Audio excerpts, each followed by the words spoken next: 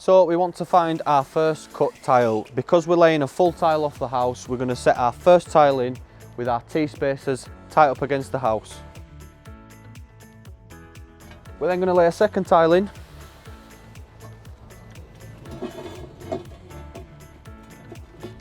We're going to take our spacers again and just pop them in, just so that we know our spacing's correct. We're then going to take our level and run it across there, and then we've then got a measurement between that wall and that level, which will give us our first cut tile. So now we've got our measurement and we know what tile size we need to cut. It's my favourite time of day, brew time. Right, so we're going to get all the difficult part done first, which means a lot of cutting. So we've set our first tile in up against the house, and then we've brought another tile through to see where our first tile is. By setting the level in there, we can run the tape measure up to this part of the wall to get the measurement for the first tile. It's 57 at either side, so it's time to move on to the saw. Say hello to the Rubit DCX 250. It's got 2-hole stallions in the motor, which means it's got a lot of punch. That's all good and well, but the most important part of this saw is ensuring that you've got a good blade on it, and this is the TPX 250, which is specially designed for cutting 20mm porcelain in 1-hole pass. So my first cut is 567, and I'm going to mark it. It's a square cut, so I'm going to mark this end, and then I'm going to mark the other end and pull a straight line through the tile, ready for the cut.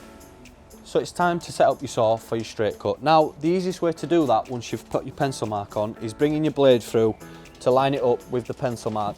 Now you need to take into consideration that the blade is 2mm. So bearing that in mind, once you've set your saw onto your pencil mark, you can check with your tape measure from the blade to the edge of the tile to make sure that that measurement is perfect. So the main feature of this TPX 250 blade is that it will cut through 20mm porcelain in one pass. So what we want to do before we start cutting is lock this in position so that we can pull it through in one pass. Nice and simple, locking mechanism on that side and it's good to go. So before we do anything, kids, we need to make sure that we've got the proper PPE on.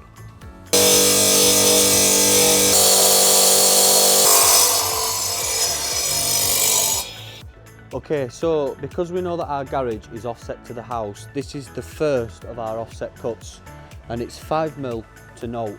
So we want to show you the performance of this blade against this porcelain. We're going to cut that off and be left with a nice little slither.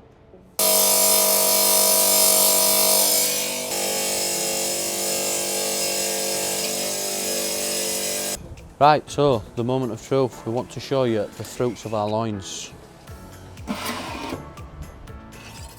Yeah, look at that, eh? Could have a bloody shave with that.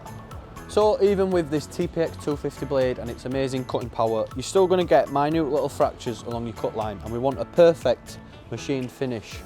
And the way that we get that is with these little pad stones that are used for sanding porcelain along a chipped edge. What that's going to do is create that nice polished edge to a perfect machine finish.